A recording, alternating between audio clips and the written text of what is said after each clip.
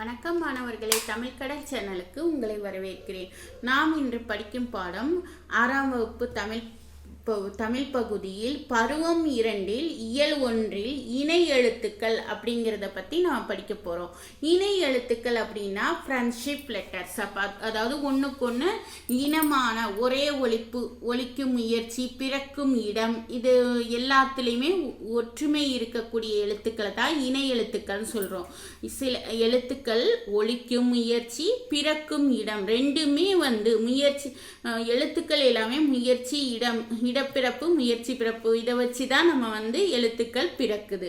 அப்படி எழுத்துக்கள் பிறக்கும் ஒலிக்கும் முயற்சியும் பிறக்கும் இடமும் ஒன்றுக்கொன்று ஒற்றுமையாக இருக்கக்கூடிய எழுத்துக்களை இணை எழுத்துக்கள் அப்படின்னு சொல்கிறோம். ஒன்றுக்கொன்று ஒற்றுமையாக இருக்கக்கூடிய எழுத்துக்களை இணை எழுத்துக்கள் அப்படின்னு சொல்கிறோம். இணை எழுத்துக்கள் என்னென்ன அப்படிங்கிறத நம்ம இப்போ பார்க்கலாம்.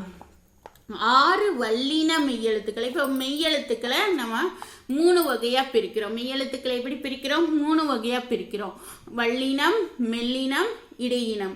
இப்படி 3 வகையாக பிரிக்கக்கூடிய மெய்யெழுத்துக்களில், அதாவது வல்லின மெய்யெழுத்துக்களுக்குரிய இணை எழுத்துக்கள் மெல்லின மெய்யெழுத்துக்கள். 6 வல்லின மெய்யெழுத்துக்களுக்கும் 6 மெல்லின எழுத்துக்களும் இனமான எழுத்துக்கள்னு சொல்கிறோம். இக்கோட இணை எழுத்து இங்கு, இச்சோட இணை எழுத்து இஞ்சு, இட்டோட இணை எழுத்து இன்னு, இத்தோட இணை எழுத்து இந்து, இப்போட இணை எழுத்து இம்மு, இற்றோட இணை எழுத்து இன்னு. இப்போ இதை மாற்றி சொல்லிக்கலாம். இங்கோட இணை எழுத்து என்னது? இக்கு. இஞ்சோட இணை எழுத்து இச்சு. இன்னோட இணை எழுத்து இட்டு. இந்தோட இணை எழுத்து இத்து. இம்மோட இணை எழுத்து இப்பு. இன்னோட இணை எழுத்து இற்று. இப்படி 6 வல்லின எழுத்துக்களுக்கும் 6 மெல்லின மெய் எழுத்துக்கள் இணை எழுத்துக்கள்னு சொல்கிறோம். சரி, இப்போ அதே மாதிரி இன்னொரு என்னது? இடையினம். இடையினம் ஒவ்வொன்றுக்கு இணை எழுத்துக்கள் இ, இர், இல்லு, இவ்வு, இல், இல். இப்படி ஒவ்வொன்றுக்குரிய இடையினை எழுத்துக்கள் ஒரே இனம்தான். இடையினை எழுத்துக்கள் எல்லாமே ஒரே இனம். இவங்க 6 பேருமே ஃப்ரெண்ட்ஷிப், ஒன்றுக்கொன்று ஃப்ரெண்டாக இருக்கிறவங்க.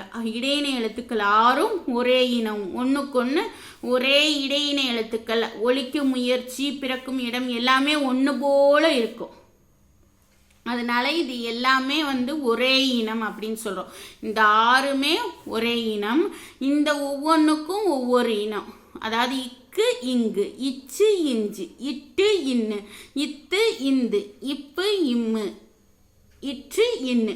இடையின எழுத்துக்கள் பாருங்க, 6மே ஒரே இனம். 6மே ஒரே இனம். இப்போ பாருங்க, இதில் இருக்கக்கூடிய எழுத்துக்கள் பாருங்க. திங்கள், இங்குங்கிறது மெய்யெழுத்து, காங்கிறது அதற்கு இனமான எழுத்து, உயிர்மை எழுத்து. மஞ்சள், மண்டபம், சந்தனம், அம்பு, தென்றல், இது எல்லாமே இணை எழுத்துக்களுக்குரிய எடுத்துக்காட்டு, ஒன்றுக்கொன்று இனமான எழுத்துக்கள். அதே மாதிரி இடையினை எழுத்துக்கள் 6ம் ஒரே இனம். இடையினை எழுத்துக்கள் 6ம் ஒரே இனம். சரி, இப்போ மெய்யெழுத்துக்களை பார்த்தாச்சு. உயிர் எழுத்துக்களில் பாருங்க, உயிர் எழுத்துக்களுக்கும் இணை எழுத்துக்கள் இருக்குது. ஒவ்வொன்றும் ஒவ்வொரு குறிலுக்கும் அதுக்குரிய நெடில் தான் இணை எழுத்துக்கள். இப்போ பாருங்க, ஆ, இ, உ, ஏ, ஓ, அந்த 5 எழுத்துக்கள் இருக்கா, அதோட நெடில் எழுத்து பாருங்க. ஆ, இ, உ, ஏ, ஓ, அந்த 5 எழுத்துக்களும் அதுக்குரிய இணை எழுத்துக்கள். அப்போ சரி, இந்த நெடிலில் 7 உயிர் எழுத்துக்கள் இருக்குல்ல, அந்த இது இல்லாத இது என்னதுன்னா ஐ, ஔ. இந்த ஐக்கும் அவுக்கும் ஈ, ஐக்கு ஈயும் அவுக்கு ஊவும் இணை எழுத்து. நல்லா பாருங்க, ஒவ்வொரு குறிலுக்கும் அதுக்கு இனமான நெடில் எழுத்து இணை எழுத்து. ஆ, ஆ, ஈ, இ, ஊ, ஊ, ஏ, ஏ, ஓ, ஓ. அப்போ இதில் குறில் நெடில் எக்ஸ்ட்ரா 2 இருக்கு. ஐ, ஔ. அப்போ அந்த ஐ ஈ சவுண்டில் வர்றதுனால ஈங்கிற, அதாவது அது பிறக்கும் இடம், ஒலிக்கும் முயற்சி வச்சு தான் இணை எழுத்து கண்டுபிடிக்கிறோம். ஐ அப்படிங்கிறதுல ஈ சவுண்டு வர்றதுனால ஈங்கிற எழுத்தும், ஔ அப்படிங்கிறதுல ஊ சவுண்டு வர்றதுனால ஊங்கிற எழுத்தும் இணை எழுத்து அமைஞ்சிருக்கு. ஐக்கு ஈ, ஔக்கு ஊங்கிற எழுத்தும் இணை எழுத்து அமைஞ்சிருக்கு. அதே மாதிரி இப்போ அடுத்து நம்ம பார்க்கக்கூடியது, சரி நம்ம உயிரெழுத்தை பார்த்தாச்சு, மெய்யெழுத்தை பார்த்தாச்சு. இன்னும் இதை உயிரெழுத்து மெய்யெழுத்தை வச்சு உயிர்மை எழுத்துக்கும் அதே மாதிரி தான் வரும். அப்போது இதில் இல்லாதது என்னது? ஆயுத எழுத்து. அந்த ஆயுத எழுத்துக்களுக்கு இணை எழுத்து இல்லை. தமிழ் எழுத்துக்கள்லையே ஆயுத எழுத்துக்கு மட்டுமே இணை எழுத்து இல்லை, மற்ற எல்லாத்துக்குமே இணை எழுத்து இருக்குது. இணை எழுத்து எதற்கு இல்லை? இந்த கொஸ்டின் கேட்பாங்க, இப்படி தான் கேட்பாங்க. எது தமிழ் எழுத்துக்கள்ல இணை எழுத்து இல்லாத எழுத்து எது? அக்குங்கிற ஆயுத எழுத்து. தமிழ் எழுத்துக்கள்ல இணை எழுத்து இல்லாத எழுத்து என்னது? ஆயுத எழுத்து. சரி, இப்போ இந்த மெய்யெழுத்துக்களை போல உயிரெழுத்துக்கும் இணை எழுத்து இருக்குன்னு படிச்சாச்சு. உயிரெழுத்துக்கள்ல குறிலுக்கு நெடிலும், நெடிலுக்கு குறிலும் இணை எழுத்துக்கள்னு படிச்சாச்சு. குறில் எழுத்து இல்லாத ஐக்கும் ஐங்கிறது ஈ சவுண்டு வர்றதுனால ஈங்கிற எழுத்தும், அவுங்கிறதுக்கு ஊ சவுண்டு வர்றதுனால ஊங்கிற எழுத்து இணை எழுத்தா இருக்கு.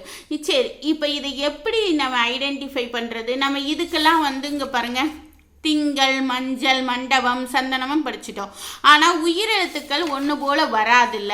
எப்படி அதை ஐடென்டிஃபை பண்ணுறது? அளபடை சொற்களில் பாருங்கள், அளபடையில் தான் அந்த உயிர் எழுத்துக்களுக்கு இனமான எழுத்து இப்போ ஓ அப்படிங்கிறது அளவெடுக்கும் போது அதுக்கு இனமான அதோட இனமான எழுத்து, அதாவது குறில் எழுத்து பக்கத்தில் வருது. ஓதல் வேண்டும். தூ ஊ சவுண்டு வருதா, அதுக்கு இனமான எழுத்து ஊ பக்கத்தில் வந்திருக்கு. தளி ஈ சவுண்டு வருதா, அதனால ஈ அதுக்கு இனமான எழுத்து பக்கத்தில் வந்திருக்கு. இதில் தளி ஈ வந்திருக்கா, ஈக்கு ஈ, இதில் ஊக்கு ஊ, ஓக்கு ஓ. இந்த அளபடை சொற்களில் தான் அதோட இணை எழுத்துக்கள் பக்கத்தில் வர்ற மாதிரி நம்மளுக்கு அமைஞ்சிருக்கு.